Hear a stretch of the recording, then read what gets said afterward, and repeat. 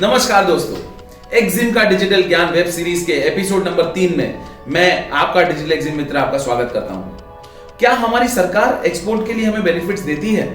क्या अगर एक्सपोर्ट हम करें तो उससे हमें कुछ फायदा होता है? क्या गवर्नमेंट हमें एक्सपोर्ट करने के लिए प्रमोशन देती है या गवर्नमेंट खुद हमें एक्सपोर्ट करने के लिए प्रोत्साहित करती है कि नहीं?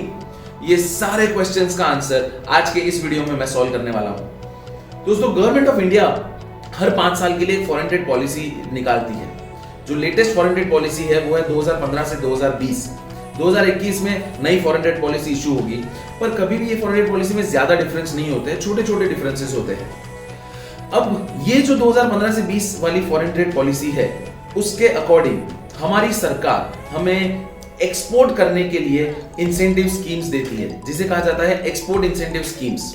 दोस्तों, ये एक्सपोर्ट इंसेंटिव स्कीम्स प्रायः से 2 प्रकार की होती है। पहली है MEIS, दूसरा है SEIS। MEIS का नाम है merchandise export incentive scheme and SEIS का फुल फॉर्म है सर्विस एक्सपोर्ट इंसेंटिव स्कीम।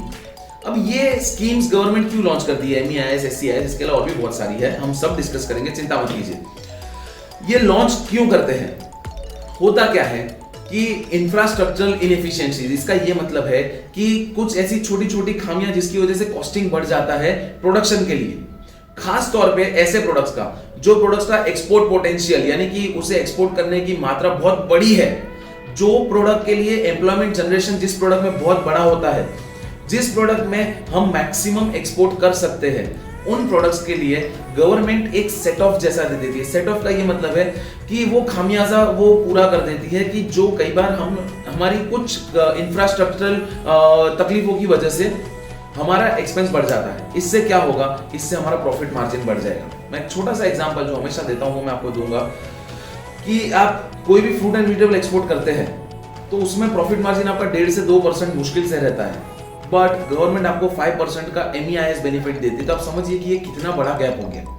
उसी तरह से आप कुछ भी एक्सपोर्ट करते हैं तो आपका मैक्सिमम प्रॉफिट मार्जिन 10, 15, 12% रहता है। उससे ज्यादा प्रॉफिट मार्जिन बहुत कम प्रोडक्ट्स में होता है। अब उसमें अगर मान लीजिए कि गवर्नमेंट आपको 2%, 3%, 5% या 7% इतना MEIS यानी इतनी अमाउंट का अगर आपका खामियाजा पूरा करती है तो फिर तो बहुत बढ़िया बात होगी। आपका कॉम्पिटिटिव लेवल बढ़ जाएगा, इंटरनेशनल मार्केट में आप प्राइस में कॉम्पीट कर पाओगे, एंड इसी रीजन से गवर्नमेंट आपको ये बेनिफिट्स देती है। अब ये जो MEIS स्कीम है, ये MEIS स्कीम प्राय रूप से 2%, 3%, 5% या 7% इतने अमाउंट में आपको FOB वैल्यू का ये मतलब होता है free on board. Free on board का ये मतलब होता है कि आपके वेयरहाउस में माल पैक हो गया, लोकल ट्रांसपोर्ट होके वो पोर्ट तक पहुंचा, पोर्ट पे कस्टम क्लियरेंस कर दिया, बस। शिपिंग का कॉस्ट इसमें इंक्लूडेड नहीं होता है। सो यहां तक का आपका जितना भी एक्सपेंस है, यानी कि इंडिया में आपके खुद के देश में जितना भी आपका उस प्रोडक्ट को लेकर एक्सपेंस है, वो जो टोटल वैल्यू आता है उसे FOB वैल्यू कहते हैं। उसके ऊपर government depending on the product और डिपेंडिंग ऑन कौन सी कंट्री में आप बेच रहे हो, क्या प्रोडक्ट है और किस कंट्री में जा रहा है, उसके ऊपर गवर्नमेंट आपको 2%, 3%, 5% या 7% इतना आपको बेनिफिट देती है। अब ये MEIS के जो बेनिफिट्स है, ये बेनिफिट्स आपको डायरेक्टली आपके अकाउंट में क्रेडिट मिलता है। तो समझ लीजिए कि ये कैशबैक जैसा हो गया। ये कैशबैक MEIS के फॉर्म में आपको खूब मददरूप होगा। अभी अगर आप गुड्स बेचते हैं तो ऊपर से अगर आप गुड्स शिप के थ्रू या फ्लाइट के थ्रू नहीं भेज रहे हो और आप इसे नॉर्मल कुरियर मोड से भेज रहे हो, यानी कस्टम क्लियरेंस का पूरा प्रोसेस नहीं, कुरियर पैकेज भेज रहे हो, तो ये कुरियर पैकेज में 5 लाख रुपए तक का अगर आपका सामान है तो उसमें भी आपको ये बेनिफिट मिल सकता है। कुरियर पैकेजेस में 5 लाख रुपए तक की वैल्यू में ये MEIS का बेनिफिट आप क्लेम कर सकते हो। तो ये तो बात हुई MEIS के बारे में। अब दूसरी हम बात करेंगे SEIS। दोस्तों, आपको पता है कि केवल गुड्स एक्सपोर्ट नहीं होते हैं, साथ ही साथ सर्विसेज भी एक्सपोर्ट होती है। तो अगर आप सर्विस एक्सपोर्ट करते हैं और अगर आप एक्सपोर्ट करोगे तो फॉरेन ट्रेड आप देश में लेके आओगे, आप डॉलर हमारे देश में लेके आओगे और उस डॉलर के अगेंस्ट हमारे देश की स्टेबिलिटी डिफाइन होती है, हमारा इकोनॉमिक पावर डिफाइन होता है। सो अगर आप ये एक्सपोर्ट करते हो, आप फॉरेन एक्सचेंज यहाँ पे लेकर आते हो, तो ये फॉरेन एक्सचेंज के अगेंस्ट में गवर्नमेंट आपको SEIS, अगर आपने सर्विस एक्सपोर्ट किया है, जैसे हमने MEIS की बात सुनी, तो उसमें आपको डायरेक्टली कैशबैक मिल जाता है। एग्जैक्ट टर्म कैशबैक नहीं है, पर आपकी समझ के लिए मैं ये बता रहा हूं। उसी तरह से SEIS सर्विस एक्सपोर्ट में आपको गवर्नमेंट किस तरह से देती है, तो आपको ड्यूटी स्क्रिप्ट दे देती है। ड्यूटी स्क्रिप्ट का ये मतलब है जो 5% से 7% के बीच में होती है। ड्यूटी स्क्रिप्ट का ये मतलब है अगर आप कुछ भी फ्यूचर में इंपोर्ट करते हैं तो उसके अगेंस्ट में जो आपको कस्टम ड्यूटी पे करनी है, उसके अगेंस्ट में आप स्क्रिप्ट उतनी अमाउंट का दिखा सकते हैं तो उतनी ड्यूटी आपकी माफ हो जाएगी। अब ये ड्यूटी स्क्रिप्ट आप रीइंबर्स भी करवा सकते हैं, उसकी प्रोसेस हम फिर कभी देखेंगे। सो MEIS और SEIS ये तो हमारी स्कीम्स हमारे देश के एक्सपोर्टर्स को सशक्त बनाती है, हमारे देश के एक्सपोर्टर्स को बहुत ही स्ट्रॉन्ग बनाती है एंड प्राइस और ट्रेड में बहुत कॉम्पिटिटिव बनाती है। अब मुद्दे की बात, जहां पे कोई इंसान प्रगति कर रहा है तो जलने वाले तो आने वाले हैं। उसी तरह से हमारे देश में जब ये एक्सपोर्टर्स ने अपना पैर मजबूत किया, अपनी जड़ें स्ट्रॉन्ग करी सरकार की मदद से, ऐसे में वर्ल्ड ट्रेड ऑर्गेनाइजेशन में कंप्लेन करी जाकर यूनाइटेड स्टेट्स ऑफ अमेरिका में, और खास तौर पे उनके रिप्रेजेंटेटिव डोनाल्ड ट्रंप ने, कि इंडिया अपने एक्सपोर्टर्स को अनड्यू एडवांटेज दे रही है, अनफेयर एडवांटेज दे रही है। अब MEIS और SEIS अगर हम लॉन्च कर रहे हैं और अगर हमारी गवर्नमेंट खुद के देशवासियों के टैक्स के पैसों से अगर कुछ बेनिफिट्स दे रही है तो उसमें आई डोंट थिंक कुछ अनफेयर है। बट जैसा कि मैंने कहा, जलने वाले तो बहुत है। तो ये केस चला फाइनली ये केस में ऐसा एक वर्डिक्ट आया कि MEIS और SEIS इंडियन गवर्नमेंट नहीं दे सकती है। MEIS और SEIS देना एक अनफेयर कंपटीशन हो जाएगी। MEIS और SEIS के साथ साथ और भी बहुत सारे ड्यूटी ड्रॉबैक्स और रेमिशंस की स्कीम है, जैसे कि number 1 advance authorisation. Advance authorisation का ये मतलब है कि अगर आप कोई चीज एक्सपोर्ट करना चाहते हो और आप उसका मैन्युफैक्चरिंग करते हो और उसके सारे कंपोनेंट्स ऑब्वियसली हमारे देश में अगर अवेलेबल नहीं होते हैं, कुछ ना कुछ आपको बाहर से इंपोर्ट करना पड़ेगा, तो वो इंपोर्ट के ऊपर जितना भी ड्यूटी लगता है वो ड्यूटी आपको कंप्लीटली वेव ऑफ हो जाता है। क्यों? क्योंकि अगर आप वो पूरा इंपोर्ट अपने एक्सपोर्ट के लिए यूज करने वाले हैं, मिनिमम वैल्यू एडिशन 18% का होना चाहिए, तो ही उस प्रोडक्ट के ऊपर ड्यूटी आपकी माफ करी जा सकती है। ये एडवांस ऑथराइजेशन का एक और छोटा सा रूल है कि आपने जो भी एक्सपोर्ट करना है वो विद इन 18 मंथ्स आपको एक्सपोर्ट कर देना है इंपोर्ट करने के बाद।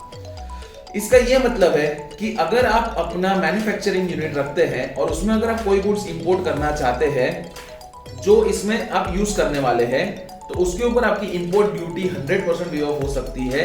100%, क्योंकि देखिए इंपोर्ट ड्यूटी के बहुत सारे स्ट्रक्चर्स है। इंपोर्ट ड्यूटी अगर हम बोलते हैं तो उसमें बेसिक कस्टम ड्यूटी आ जाता है, एडिशनल कस्टम ड्यूटी आ जाता है, काउंटर वेलिंग ड्यूटी आ जाता है, उसके अलावा सेस आ जाते हैं, उसके बाद GST आता है। तो इतने सारे कंपोनेंट्स, ये सारे कंपोनेंट्स GST के अलावा, IGST के अलावा सारे कंपोनेंट्स आपके वेव ऑफ हो जाएंगे अगर आप रॉ मटेरियल मंगा रहे हो, मैन्युफैक्चर कर रहे हो और उसे एक्सपोर्ट कर रहे हो, तो इसे कहते हैं एडवांस ऑथराइजेशन। सेकंड है DFIA। अब ये जो DFIA स्कीम है, इसमें अगर आप कोई चीज इंपोर्ट कर रहे हो और उसको अगेन अपने कंजम्पशन के लिए यूज कर रहे हो, रॉ मटेरियल के तौर पे यूज कर रहे हो, पर उसमें खाली आपका बेसिक ड्यूटी, मैंने आपको बताया कि कस्टम ड्यूटी के बहुत सारे स्ट्रक्चर है, तो उसमें जो बेसिक कस्टम ड्यूटी है खाली उतना पोर्शन माफ होगा। Countervailing duty, additional cess, additional duty, ये सब तो आपको पे करना ही पड़ेगा। इन किसी भी उसमें IGST में आप बेनिफिट नहीं ले सकते हो।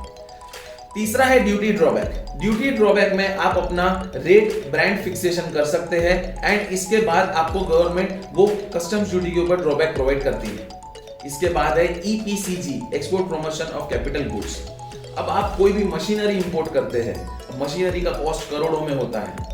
अब ये मशीनरी हो या कोई भी कैपिटल गुड्स हो, आप इसे परचेस कीजिए, इंपोर्ट कीजिए और उसके ऊपर जितना भी कस्टम ड्यूटी है वो 100% वेव ऑफ हो जाएगा, बशर्ते उसका कुछ मल्टीप्लिकेशन अमाउंट आप आने वाले 5 साल 6 साल में एक्सपोर्ट करते हैं तो। सो ये EPCG बहुत ही बेनिफिशियल है उन मैन्युफैक्चरर्स के लिए जो लोग ने एक्सपोर्ट ओरिएंटेड यूनिट खड़ा करने का सोच रखा है। इसके अलावा है gold card scheme. Gold card scheme ये कहता है कि आपको अप टू 3%, पॉज कर दें। इसके अलावा है gold card scheme. Gold card scheme का ये मतलब है कि आपका जैसे बैंक में CCOD फैसिलिटी होता है ना, उसी तरह से आपको एक 20% क्रेडिट लिमिट मिल जाता है, पर ये बैंक्स में इंडिविजुअल बैंक के हिसाब से आपको अप्लाई करना है। अब गवर्नमेंट की ये सारी स्कीम्स के बारे में किसी को पता नहीं है, तो इसके बेनिफिट कोई एक्सपोर्टर लेता नहीं है। बट मैं आपको बताऊं कि ये बेनिफिट, गोल्ड कार्ड स्कीम बहुत बढ़िया बेनिफिट है। इसके अलावा एक और है इंटरेस्ट इक्वलाइजेशन स्कीम। इसका ये मतलब है कि आपने प्री एंड पोस्ट शिपमेंट, यानी कि एक्सपोर्ट करने से पहले और एक्सपोर्ट करने के बाद जो एक्सपोर्ट रिलेटेड एक्सपेंसेस है उसके लिए अगर आपने कोई क्रेडिट लिया है, अगर उसके लिए आपने कहीं से लोन ली है, अगर उसके लिए आपको कोई लोन मिला है और उसमें अगर आपका इंटरेस्ट रेट को इक्वलाइज करने के लिए, नॉर्मलाइज करने के लिए गवर्नमेंट 3 से लेकर 5% तक का आपको रिबेट देती है। तो अब ये 3 से लेके 5% तक अगर आपका इंटरेस्ट कम हो रहा है तो क्या गलत बात है, वो उतना आपका प्रॉफिट मार्जिन ही तो बढ़ रहा है। इतनी सारी स्कीम्स के साथ, इतने सारे बेनिफिट्स के साथ हमारी गवर्नमेंट हमें प्रोत्साहित करती है एक्सपोर्ट करने के लिए। इन्हीं स्कीम्स, इन्हीं बेनिफिट्स का यूज कैसे करना है, एक्सपोर्ट कैसे बढ़ाना है, ये सारी बातें जानिए डिजिटल एक्जिम के साथ। आने वाले वीडियोस में हम लोग फोकस करने वाले हैं कि किस तरह से आपको हम एक्सपोर्टर बनाएंगे personally and in an customised manner. तो डिजिटल एक्जिम के साथ जुड़े रहिए, हमारे चैनल को लाइक कीजिए, सब्सक्राइब कीजिए, फॉलो कीजिए, हमारे सारे सोशल मीडिया प्लेटफॉर्म्स पे हमें फॉलो कीजिए। और आप चाहते हैं कि किसी टॉपिक पे अगर मैं आपको वीडियो दूं तो #एक्जिम का डिजिटल ज्ञान इसको लिख के आप हमारे सोशल मीडिया हैंडल पे पोस्ट कर दीजिए, हम डेफिनेटली उसका वीडियो बनाएंगे। आज के लिए मेरी तरफ से इतना ही। जय हिंद।